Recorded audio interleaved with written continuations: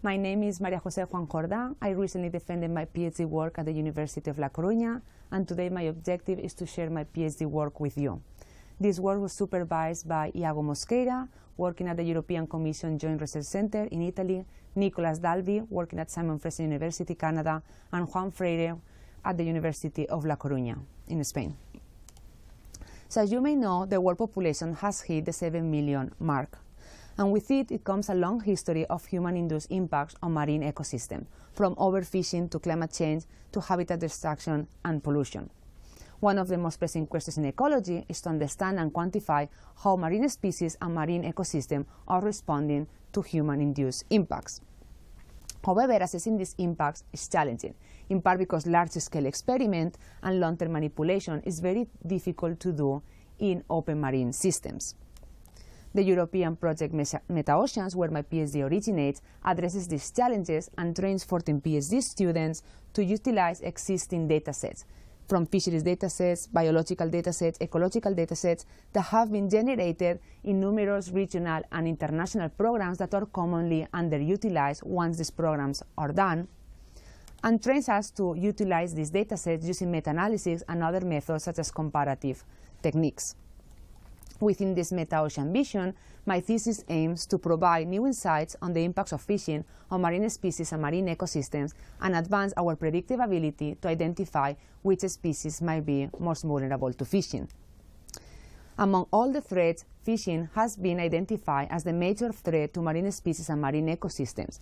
And while we have a good knowledge of how fishing has sequentially expanded to all the world's oceans during the last 60 years, our understanding of the historical impacts on marine species and ecosystems remains fragmentary and uncertain.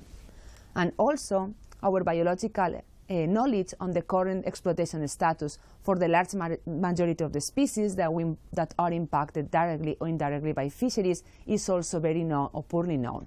Less than 1% of marine fish species have been properly assessed with fisheries stock assessments, and globally there are more than 15,000 marine species. So given that traditional stock assessments are costly and require good quality data sets that does not exist for the majority of the species, we need methods and we need tools to identify a priori what species are most vulnerable and what species might be most threatening from fishing. So in this thesis, we focus on scombrid species to address these two global challenges, by who are the scombrids and why we picked the scombrids.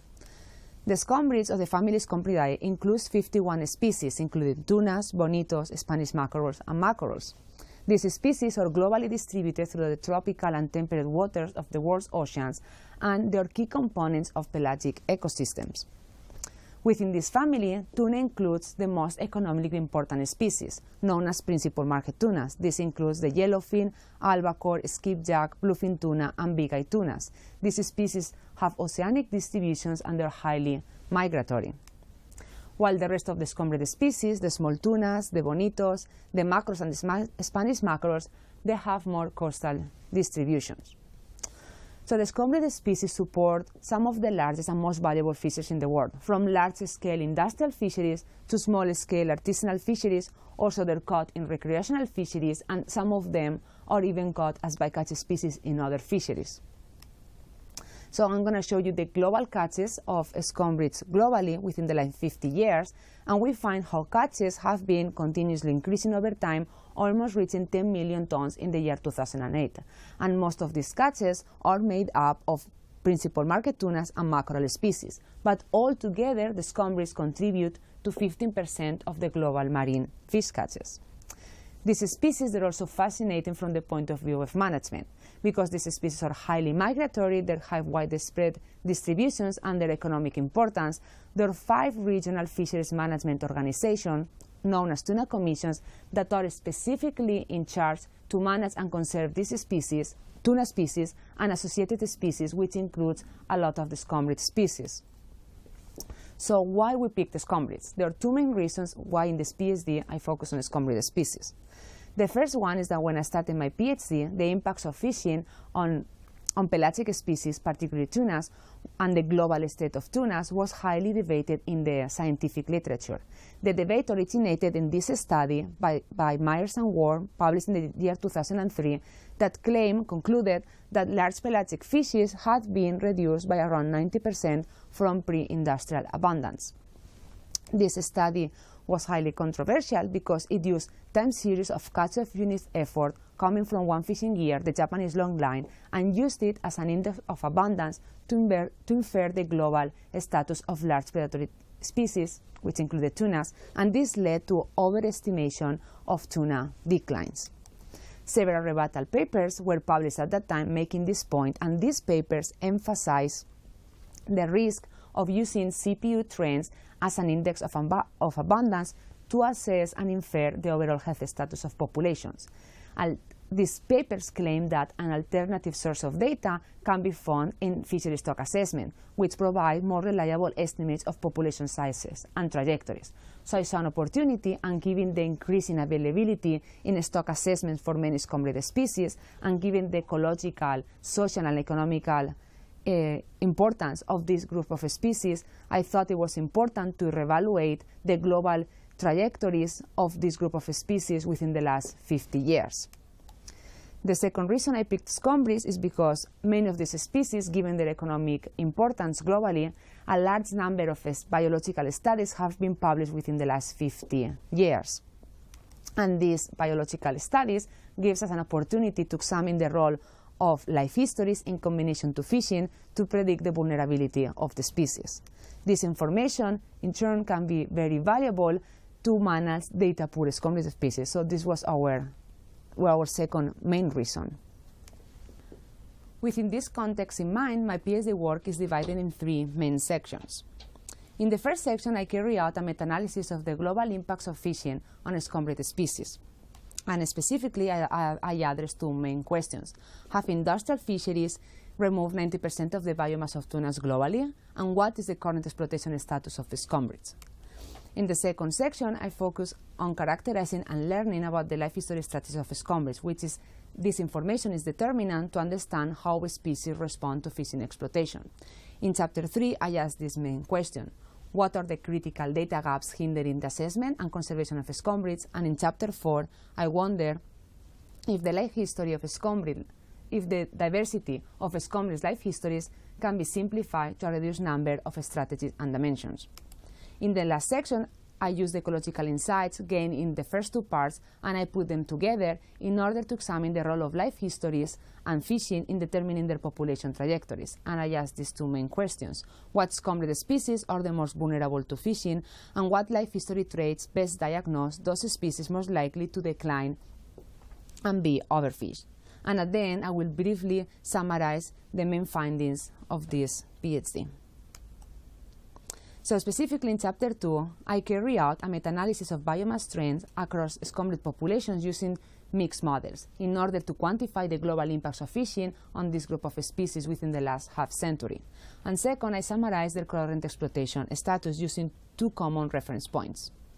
But first, I had to compile all the available fishery stock assessments that were available globally.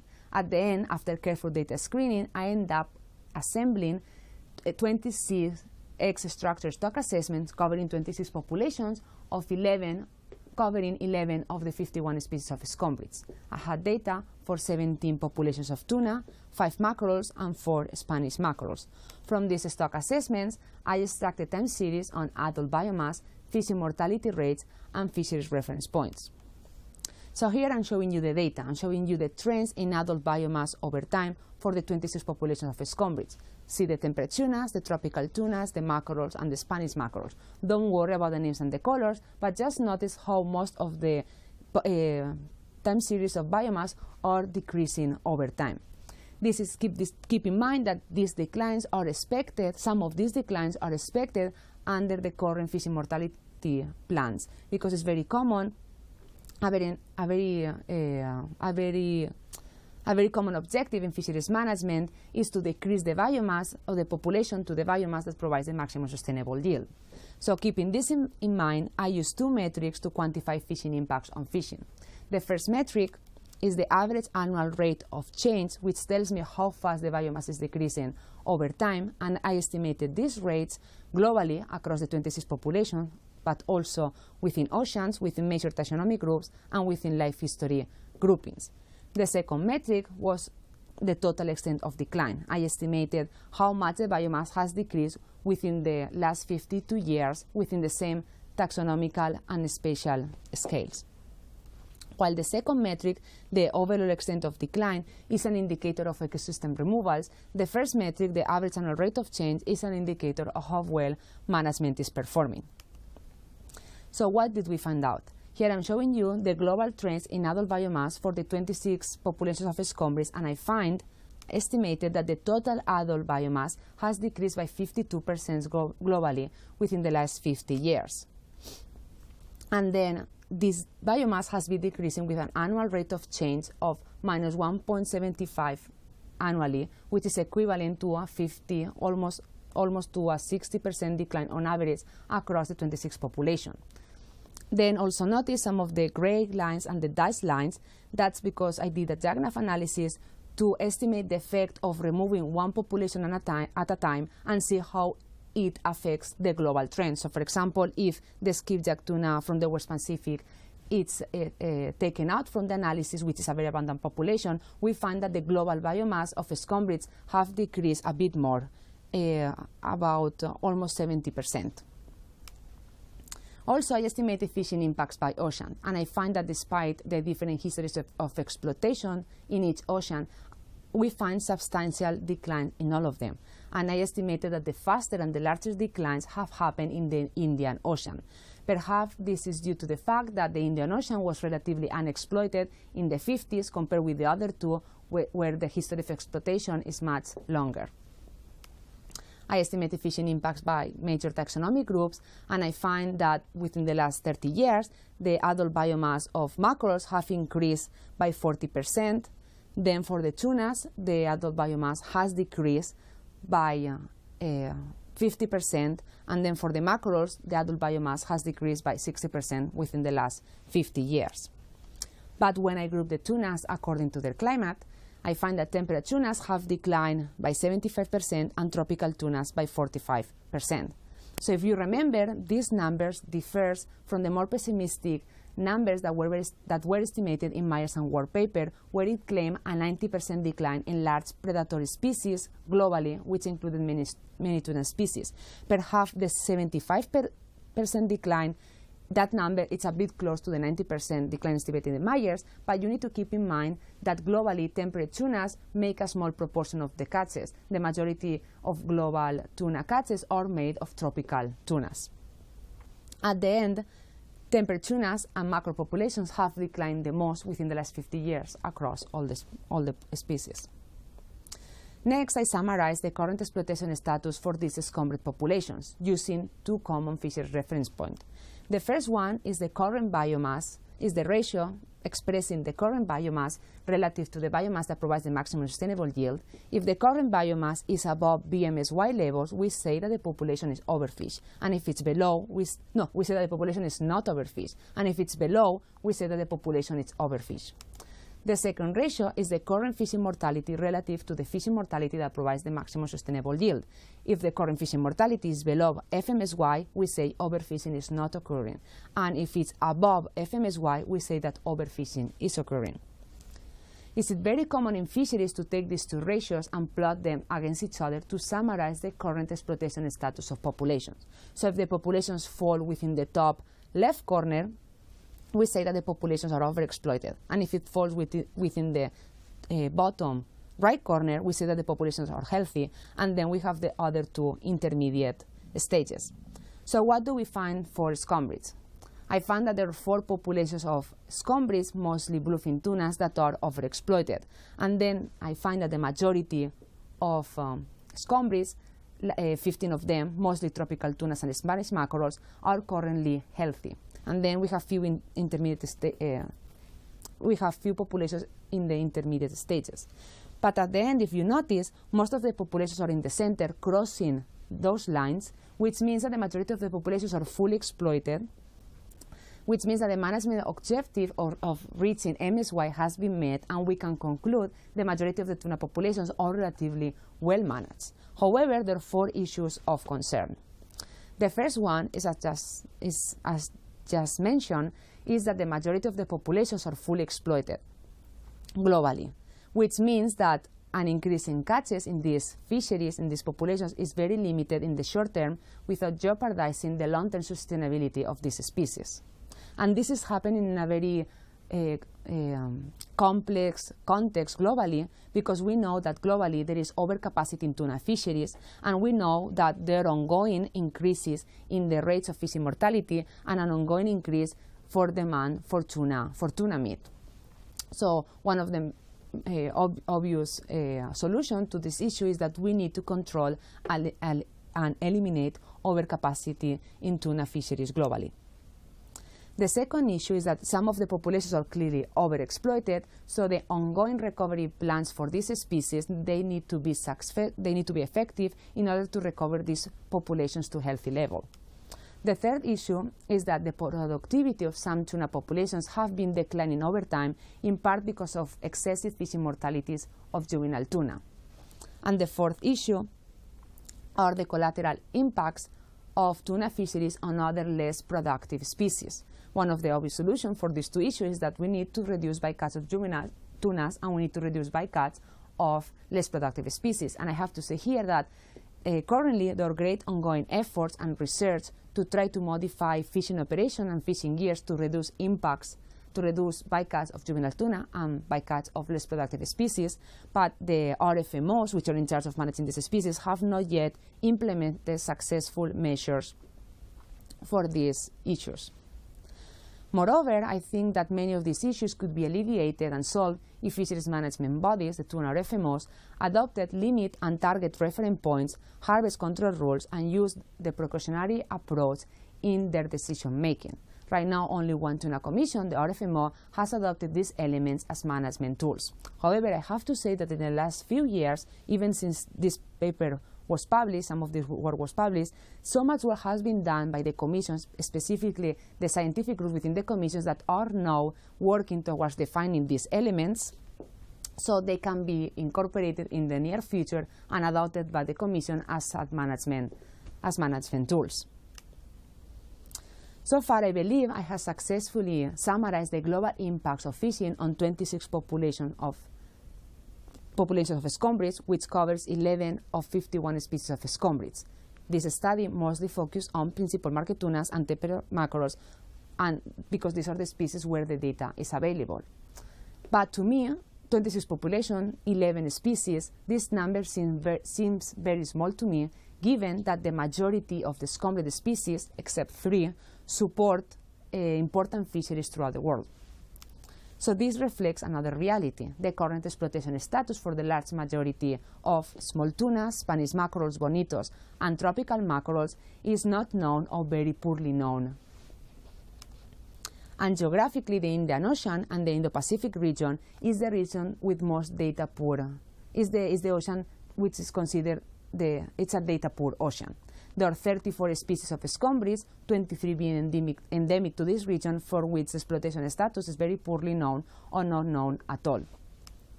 Should we be concerned about this?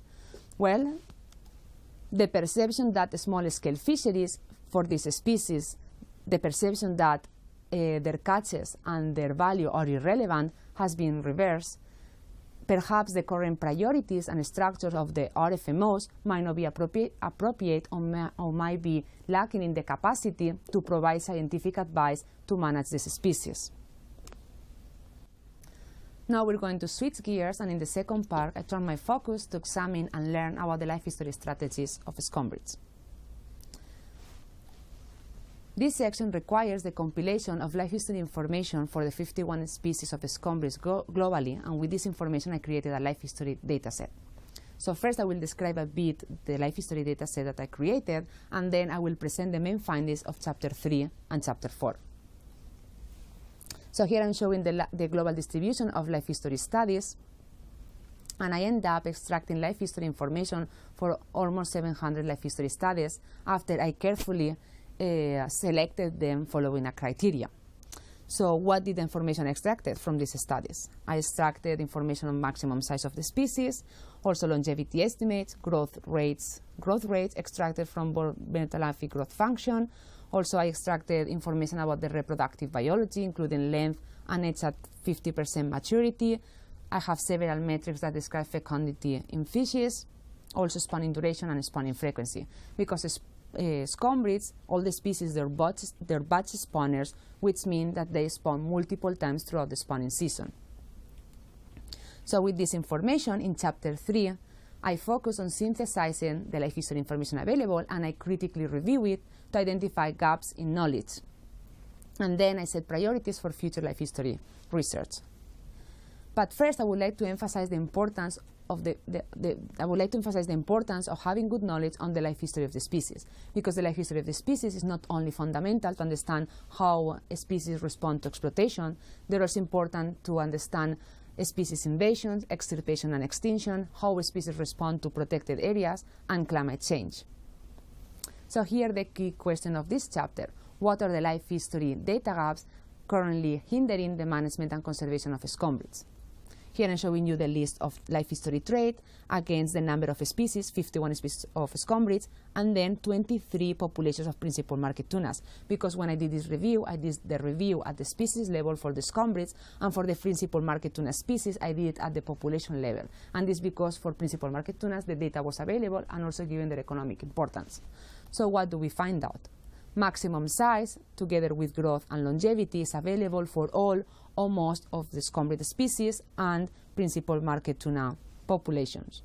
While we found that the reproductive biology of the species, maturity and fecundity, is the least studied biological aspects in scombrids. And surprisingly, it is even poorly known for the principal market tuna populations. So at the end, 1/3 of the species had reasonable information, complete information on growth and the reproductive biology. Half of the species, we call them data poor, which means that they either lack information on their growth patterns or reproductive biology. And 8 species of the scombrids, we consider them data ugly, and for this species we know little more than their maximum body sizes. Among the 4 taxonomic groups, we found that the biology of tuna mackerels have been more extensively studied. This is the list of the species. Don't worry about reading it. And this is the number of studies that have been published for these studies. And I highlighted in tunas and mackerels. And see and compare it with bonitos and Spanish mackerels. Bonitos and Spanish mackerels, their biology has been least studied, although there are exceptions in all the taxonomic groups. So next, I wanted to identify priorities in life history research. And in order to prioritize research, I established a criteria based on the life history data gaps identified on the species, the importance of their fisheries, and their conservation status according to the IUCN Red List. So if the species had large life history data gaps, were targeted by fisheries throughout the distributions, and they are threatened or data deficient in the IUCN Red List, we consider them to have the highest priority research needs. So next, I'm going to illustrate you the priority species, which I use using a Venn diagram. So we learned that there are 10 species of scombrids that are data poor or targeted by fisheries, and they're threatened or near threatened or data deficient under the IUCN Red List. And then there are 22 species that are data poor, life history data poor, and are targeted by fisheries throughout their distribution. At the end, we recommend that life history research should be focused on these 2 groups of species, which at large, the majority of the species are small tunas, bonitos, Spanish mackerels, tropical mackerels in the Indo-Pacific region. So with this study, I hope I have raised attention to focus more research and more work on the life histories for the smaller coastal scombrid species. Although these species have lower economic value in the global markets compared with the principal market tunas, these species sustain important fisheries throughout their distributions, and they're a source of wealth and food security for many fishing communities throughout the world. In the next chapter, I use all the life history available to characterize and learn about the life history strategies of scombrids. First, I examine the main patterns in the life history traits, and second, I evaluate how many principal axes of trait variation underlie their life history strategies. But first, I would like to show you some of the diversity in the life history traits that we find within the family. For example, maximum size ranges from 31 centimeters in the Indian mackerels to 40 meters in bluefin tunas. Longevity varies from 2 years in the Indian mackerel to 41 years in the bluefin tunas. And because size is strongly related to other biological processes, we also find a large variation in growth patterns, length and age of maturity, and fecundity.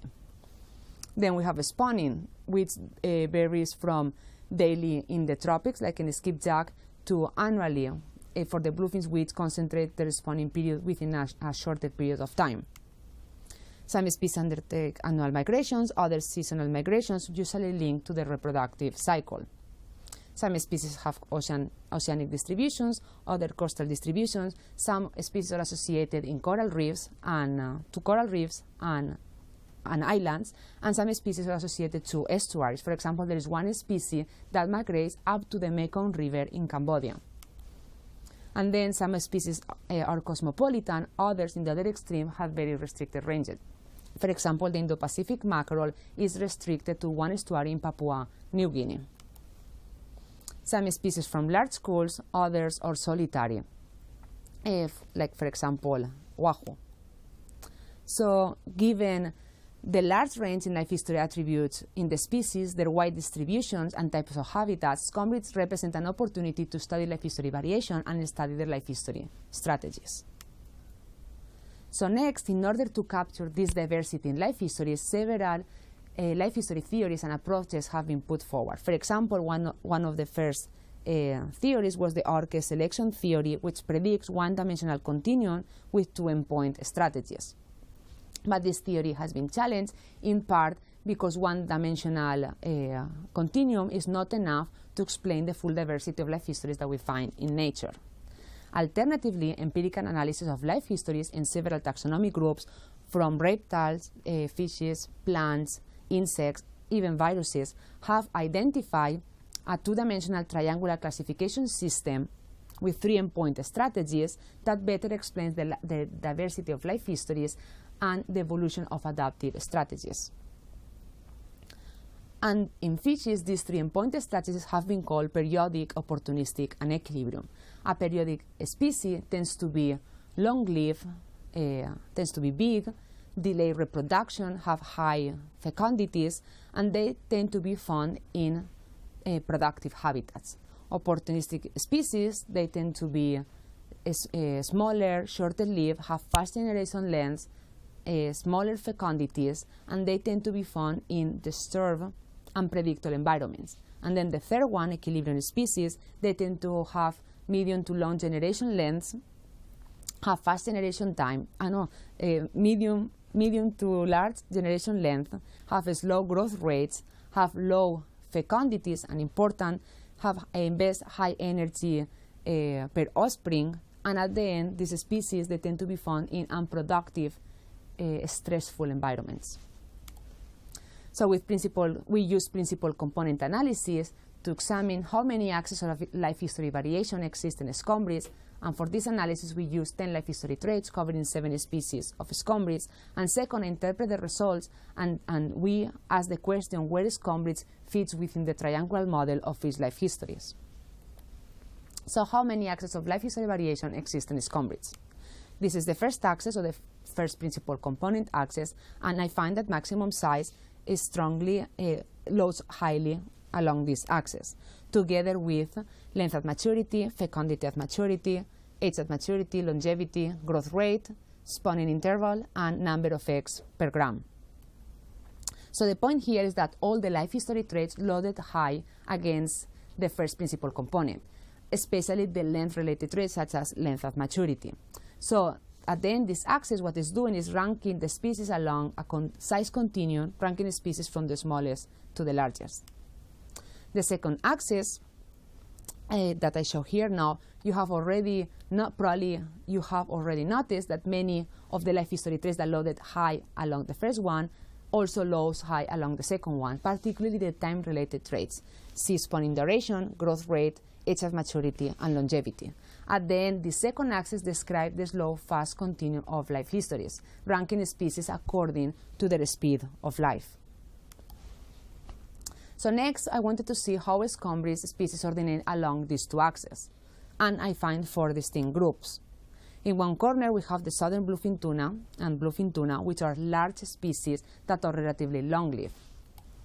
In the second corner, we have yellowfin and big-eye tuna, which are large species, but that relatively they tend to be shorter-lived and have faster growth rates. In this other corner, we have the small species, Atlantic mackerel and spotted mackerels, which tend to be relatively long-lived and have slow growth rates. And in the other corner, skipjack tuna, which is a small species that tends to be relatively short-lived and has faster growth rates. So at the end, you probably notice that the species with the slowest life histories, they tend to inhabit the most temperate climates, while the species with the fastest life histories, they tend to inhabit more tropical environments. So what about the third axis? Is there a third axis explaining life history variation? First, remember that the size gradient explains 60% of the variation. The second axis, the speed of life gradient, explains 23% of the remaining variation. And then the third axis explains 13% of the remaining variation. With this third axis, we had two reproductive traits low and high: change of fecundity with size and fecundity at maturity. These two traits together describe the reproductive allocation in fishes. So species that change in fecundity with size very fast, they tend to have slow fecundities at maturity, and the opposite in the other extreme. So at the end, the principal component analysis has shown that most of the variation in the traits can be explained along 3 gradients. The first one is a body size gradient. The second one is the slow-fast continuum, or the speed of life gradient. And the third one describes the reproductive allocation in fishes. While the first and second axis has been observed in many taxonomic groups, from birds, reptiles, and mammals, the third axis is less well supported, and its interpretation varies among groups. So along these 3 axes, we could only ordinate 7 species of scombrid, for which the 10 life history trees were available. So what about the rest of the species, after all the time spent collecting life history data? So what I thought, and what we did, is we said, given that the first 2 gradients combined explain 80% of the variation, why we don't take these 2 axes and then generalize it to the rest of scombrid species? Let's use maximum body size as a proxy for the first axis and longevity as a proxy of the second axis. And we had information for 42 species of scombrids. So here I'm plotting longevity against maximum size, and we find that longevity increases with maximum size, but also observe that for any given maximum size, we see variation in longevities. For example, among the largest species, larger than 2 meters, yellowfin tuna can live up to 8 years, while southern bluefin tuna can live up to 41 years. Very similar for species with intermediate body sizes, and also for the smallest scombrid species. For example, frigate tuna can live up to 4 years, and then Atlantic mackerel, with a very similar size, can live up to 15 years. So next, I wanted to rank species according to their speed of life. For that, I took longevity and growth rate, I size corrected them, which means that I removed the effect of maximum body size on the traits, and then I plotted the data. So here I'm showing the species ranked according to their speed of life, irrespective of their maximum body size. And we learned that Atlantic mackerel and Atlantic surf mackerel, together with southern bluefin tuna and narrow-burn Spanish mackerels, all the species with the slowest life histories. While in the other extreme, the island mackerel, yellowfin tuna, and plain monito are the species with the fastest life histories. So by ranking species along this slow-fast continuum, we can identify what species have similar and dissimilar life histories, and the identification of groups with similar life histories. It's a very first step, it's an important step to start to construct frameworks of management options to manage data poor species. Because at the end, for a lot of the species, the first information that is available is usually their biology, their life histories. It's much, much harder to get the data that is required to do stock assessments, to construct stock assessments. So this conceptual framework is very useful to manage the poor species using their biology. So next, we ask the question how scombrid fits within the triangular model of fish life histories, the triangle of Wiener-Miller and Rose. The slow fast gradients of life history variation in the scombrid, which we identify, and all the traits that describe that gradient suggest that the life histories of scombrid display a broad range of life history strategies going between the periodic and opportunistic strategies. And then bluefin tunas typify a periodic strategies, while the Indian mackerels typify an opportunistic strategy. Next, in the last main research chapter, I used the ecological insights gained in chapter 2, 3, and 4, and I put it together to examine the role of life histories and fishing in determining the population trajectories and current exploitation status of scombrid, in order to identify what species are most vulnerable to fishing and to identify what aspects of their life histories render species to be most vulnerable to fishing. And to do this, I developed several a priori hypotheses and test them using an information theoretic approach to data analysis. But first, what determines vulnerability in a species? So the vulnerability of a species depends on the interaction between the intrinsic biology of the species, its ecology, and the exposure of the species to extrinsic threats such as fishing. In the last few decades, the need to prioritize management and concentrate efforts to protect the most threatened species has led to numerous comparative empirical studies of species vulnerability. These studies had as an objective to identify what traits better predict vulnerability. So first, I conducted a literature review where I reviewed the findings of 23 empirical studies that have examined this relationship in order to summarize so far what life history traits have been identified as most useful to predict vulnerability in marine fishes. And before I show you the results of the literature review, first I want to explain you a bit how these different studies have been measuring and describing vulnerability in species. For example, some studies use how species respond to exploitation, either measured as decline, collapses, or recoveries. Others use the exploitation status of the species, and others use the using red list threat status. So these are metrics of vulnerability that describe and measure vulnerabilities in species. A lot of these studies also accounted and corrected for the fishing mortality that the species have been exposed to, but at the end, these studies, what they wanted to do is identify what traits better predicts vulnerability in species. So either what traits diagnose species declines, collapses, or recoveries. So what did I find out in our literature review? So I'm going to be showing the number of case studies, and I'm going to be listing the life history correlates that have been tested in these studies and whether they were found to be strong correlates, weak correlates, or if they were found to be not predictors at all of vulnerability. So the majority of the studies found that maximum size is the most reliable predictor of either species decline, collapses, recoveries, and threat status. Species with large maximum body sizes, they tend to decline faster, recover slower, and tend to be higher threatened within the IUCN categories than species with smaller maximum body sizes. Then we have maximum weight, length at maturity, age at maturity, growth rate, and longevity. And as you can see, these traits have not been tested as often, and these traits show a mixed results in terms of their usefulness as correlates of vulnerability.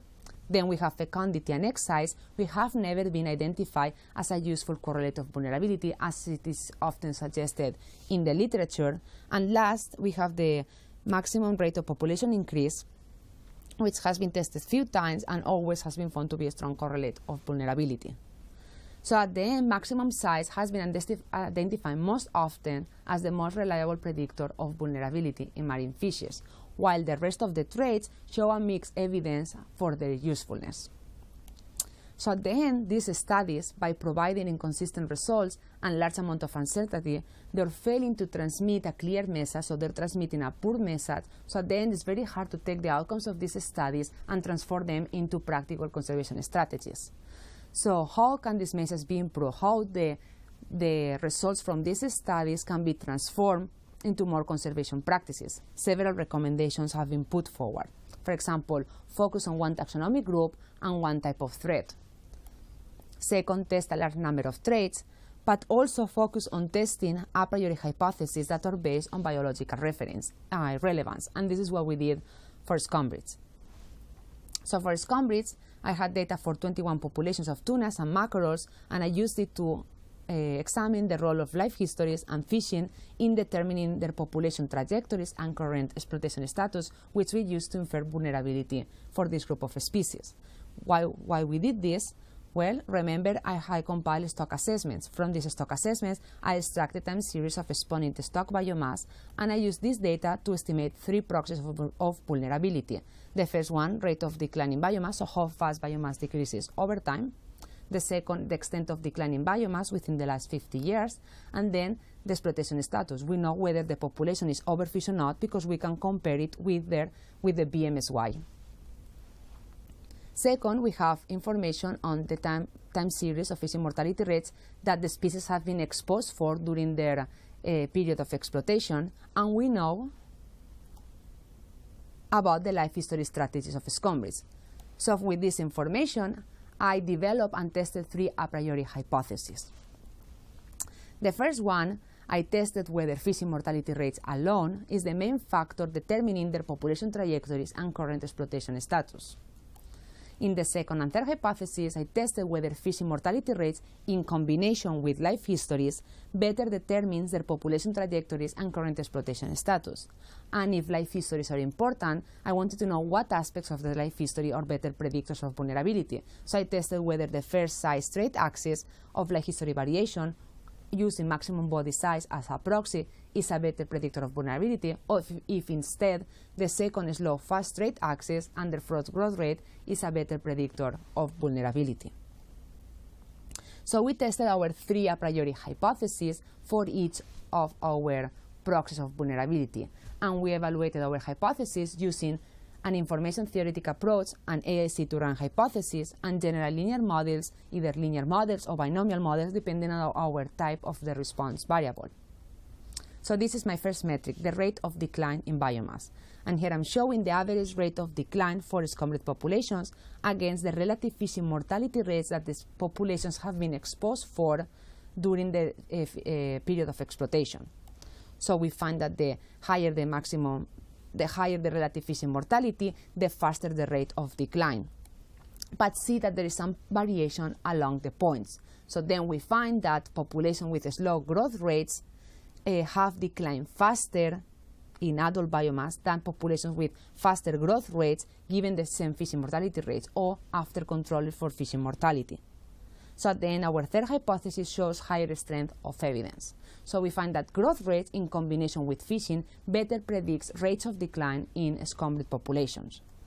Our second metric, extent of decline in biomass. Again, the average extent of decline against the average relative fishing mortality. I find that the populations, the higher the fishing mortality, the larger the extent of decline in the populations. And we find that populations with slower growth rates have decreased more in biomass than populations with faster growth rates given the same fishing mortality rates. So again, the third hypothesis shows higher strength of evidence. Then our third metric, we model the probability of being overfished. We find that the probability of currently being overfished is higher for populations that have been exposed to higher fishing mortalities, and find that populations with slower growth rates have a higher probability of being overfished than species with faster growth rates given the same fishing mortality rates. So again, our third hypothesis has the higher strength of evidence. So then what we learn is that the scombrids with slow life histories, which tend to inhabit more temperate climates, are more likely to have experienced faster and larger declines in biomass and have a higher probability of being currently overfished. We also find that the traits describing the slow-fast continuum, or the speed of life gradient, which is typically growth and longevity, are the best predictors of species decline and current exploitation status. So we have to give recommendations and set conservation strategies to best diagnose what species are most at risk. What would I do? Well, if you remember in this figure from our literature review, I find that maximum size is the best predictor of species decline.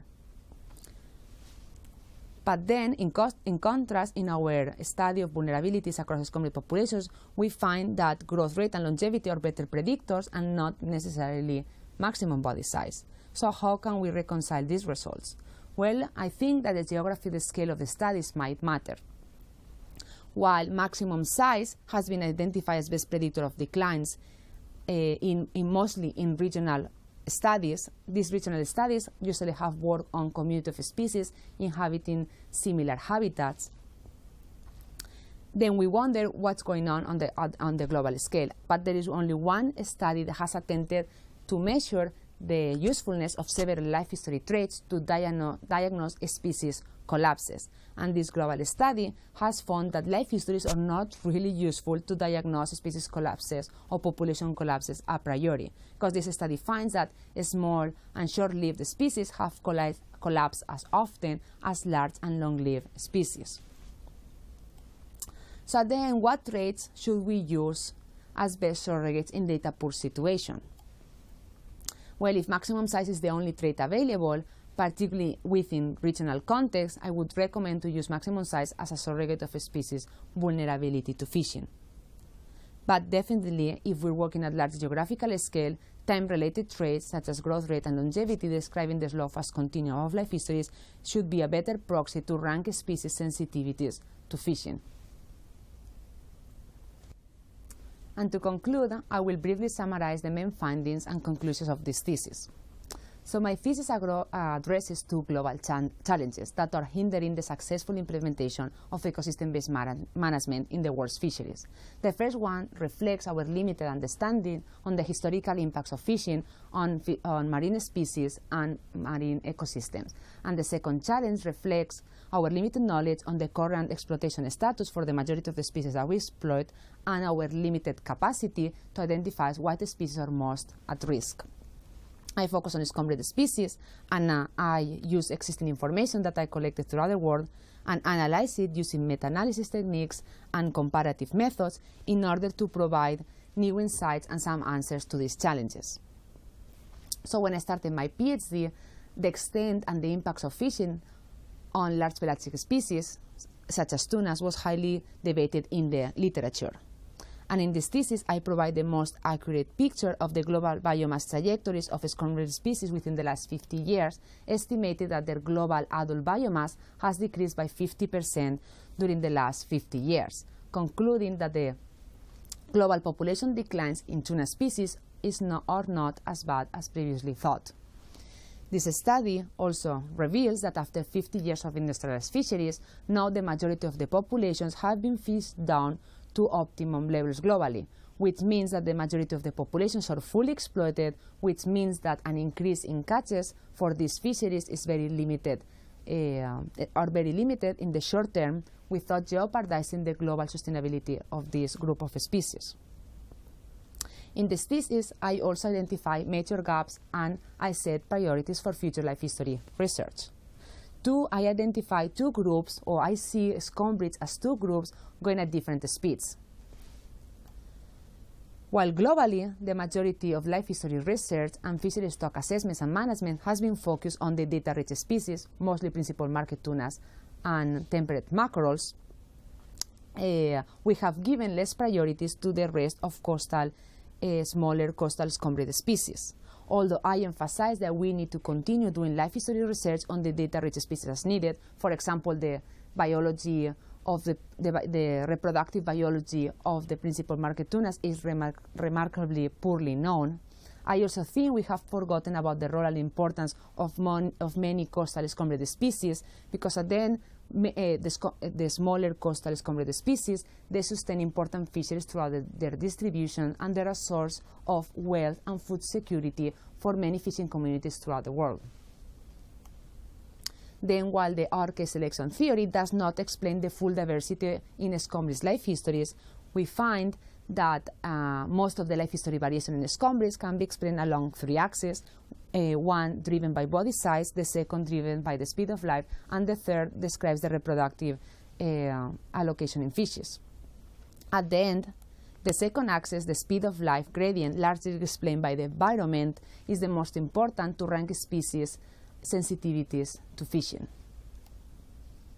And then, while the only global study that has examined the usefulness of multiple life history traits to diagnose population collapses in the world's fisheries finds that life histories are not really useful or determinant to diagnose a priori population collapses. Contrary to this study, I find that multiple studies, regional studies throughout the globe, suggest that maximum size is a good predictor of species vulnerability, and also our comparative analysis of vulnerability in scombrid also suggests that life history correlates, describing the slow fast continuum in fishes. Therefore, the speed of life are good predictors of species sensitivities to fishing.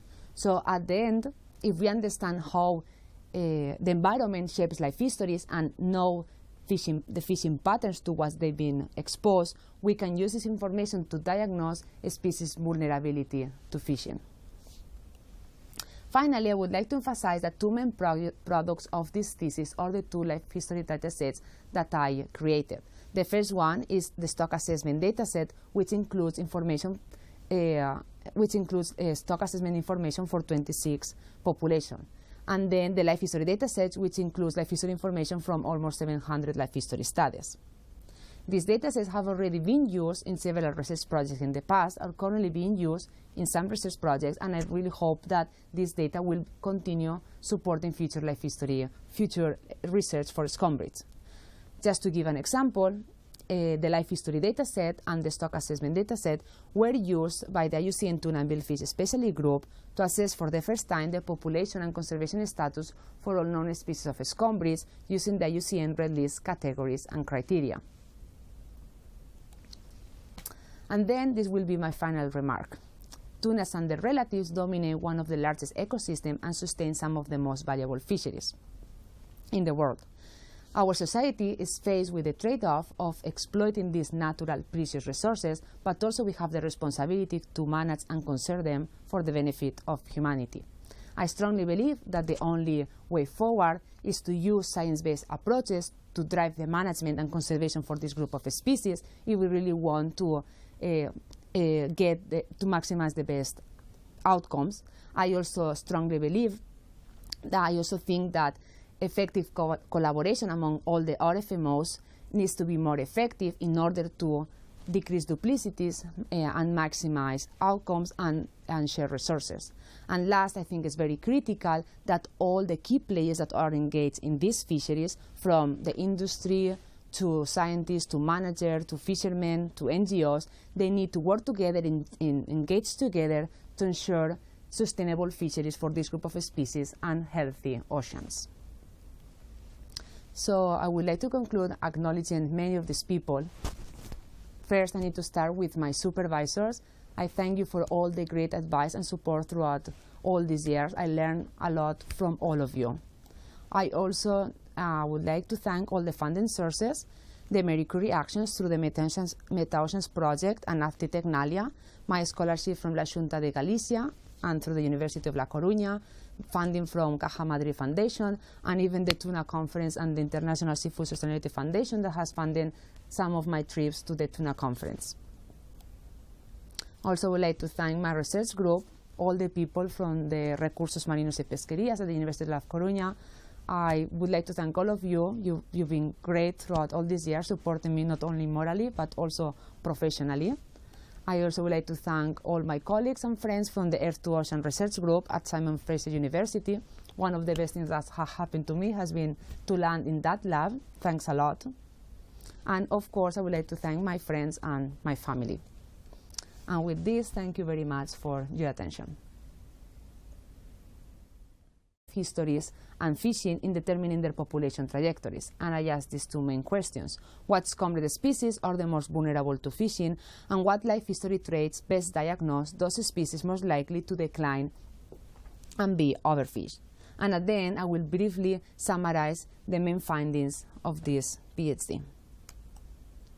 So specifically in Chapter 2, I carry out a meta-analysis of biomass trends across scombrid populations using mixed models in order to quantify the global impacts of fishing on this group of species within the last half-century. And second, I summarize their current exploitation status using two common reference points. But first I had to compile all the available fishery stock assessments that were available globally. At the end, after careful data screening, I ended up assembling 26 X-structure stock assessments covering 26 populations of 11, covering 11 of the 51 species of scombrids. I had data for 17 populations of tuna, 5 mackerels, and 4 Spanish mackerels.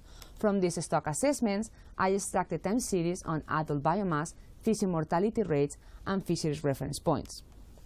So here I'm showing you the data. I'm showing you the trends in adult biomass over time for the 26 populations of scombrids. See the temperate tunas, the tropical tunas, the mackerels, and the Spanish mackerels. Don't worry about the names and the colors, but just notice how most of the time series of biomass are decreasing over time. Keep in mind that these declines are expected, some of these declines are expected under the current fishing mortality plans, because it's very common. A very common objective in fisheries management is to decrease the biomass of the population to the biomass that provides the maximum sustainable yield.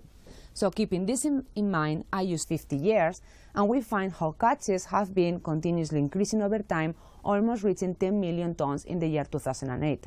And most of these catches are made up of principal market tunas and mackerel species. But altogether, the scombrids contribute to 15% of the global marine fish catches.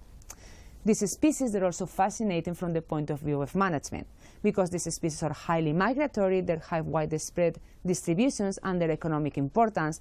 There are 5 regional fisheries management organizations, known as tuna commissions, that are specifically in charge to manage and conserve these species, tuna species, and associated species, which includes a lot of the scombrid species.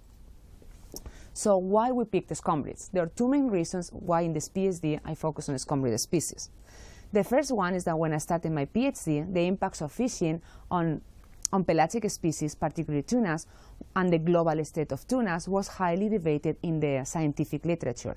The debate originated in this study by Myers and Ward, published in the year 2003, that concluded that large pelagic fishes had been reduced by around 90% from pre-industrial abundance. This study was highly controversial because it used time series of catch of unit effort coming from one fishing year, the Japanese longline, and used it as an index of abundance to infer the global status of large predatory species, which included tunas, and this led to overestimation of tuna declines. Several rebuttal papers were published at that time making this point, and these papers emphasize the risk of using CPU trends as an index of abundance to assess and infer the overall health status of populations. These papers claim that an alternative source of data can be found in fisheries. My name is María José Juan Jordán. I recently defended my PhD work at the University of La Coruña, and today my objective is to share my PhD work with you. This work was supervised by Iago Mosqueira, working at the European Commission Joint Research Center in Italy, Nicolas Dalby, working at Simon Fraser University, Canada, and Juan Freire at the University of La Coruña in Spain. So as you may know, the world population has hit the 7 million mark. And with it comes a long history of human-induced impacts on marine ecosystems, from overfishing to climate change to habitat destruction and pollution. One of the most pressing questions in ecology is to understand and quantify how marine species and marine ecosystems are responding to human-induced impacts. However, assessing these impacts is challenging, in part because large-scale experiment and long-term manipulation is very difficult to do in open marine systems. The European project MetaOceans, where my PhD originates, addresses these challenges and trains 14 PhD students to utilize existing datasets, from fisheries datasets, biological datasets, ecological datasets that have been generated in numerous regional and international programs that are commonly underutilized once these programs are done, and trains us to utilize these datasets using meta-analysis and other methods such as comparative techniques.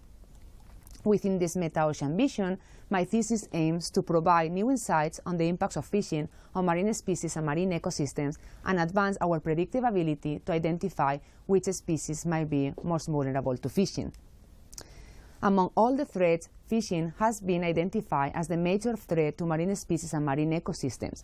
And while we have a good knowledge of how fishing has sequentially expanded to all the world's oceans during the last 60 years, our understanding of the historical impacts on marine species and ecosystems remains fragmentary and uncertain. And also, our biological knowledge on the current exploitation status for the large majority of the species that are impacted directly or indirectly by fisheries is also very poorly known. Less than 1% of marine fish species have been properly assessed with fisheries stock assessments, and globally there are more than 15,000 marine species. So given that traditional stock assessments are costly and require good quality data sets that does not exist for the majority of the species, we need methods and we need tools to identify a priori what species are most vulnerable and what species might be most threatening from fishing. So in this thesis, we focus on scombrid species to address these two global challenges, by who are the scombrids and why we picked scombrids. The scombrids of the family Scombridae includes 51 species, including tunas, bonitos, Spanish mackerels, and mackerels.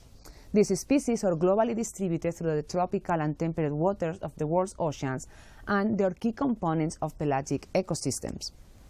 Within this family, tuna includes the most economically important species, known as principal market tunas. This includes the yellowfin, albacore, skipjack, bluefin tuna, and big-eye tunas. These species have oceanic distributions and they're highly migratory. While the rest of the scombrid species, the small tunas, the bonitos, the mackerels, and the Spanish mackerels, they have more coastal distributions. So the scombrid species support some of the largest and most valuable fisheries in the world, from large-scale industrial fisheries to small-scale artisanal fisheries. Also, they're caught in recreational fisheries, and some of them are even caught as bycatch species in other fisheries. So I'm going to show you the global catches of scombrids globally within the livestock assessment, which provide more reliable estimates of population sizes and trajectories. So I saw an opportunity, and given the increasing availability in stock assessments for many scombrid species, and given the ecological, social, and economical importance of this group of species, I thought it was important to reevaluate the global trajectories of this group of species within the last 50 years. The second reason I picked scombrids is because many of these species, given their economic importance globally, a large number of biological studies have been published within the last 50 years. And these biological studies gives us an opportunity to examine the role of life histories in combination to fishing to predict the vulnerability of the species. This information, in turn, can be very valuable to manage data-poor scombrid species. So this was our second main reason. Within this context in mind, my PhD work is divided in three main sections. In the first section, I carry out a meta-analysis of the global impacts of fishing on scombrid species. And specifically, I address two main questions. Have industrial fisheries removed 90% of the biomass of tunas globally? And what is the current exploitation status of scombrids? In the second section, I focus on characterizing and learning about the life history strategies of scombrids, this information is determinant to understand how a species respond to fishing exploitation. In Chapter 3, I ask this main question: what are the critical data gaps hindering the assessment and conservation of scombrids? And in Chapter 4, I wonder if the life history of scombrid, if the diversity of scombrid's life histories can be simplified to a reduced number of strategies and dimensions. In the last section, I use the ecological insights gained in the first two parts, and I put them together in order to examine the role of life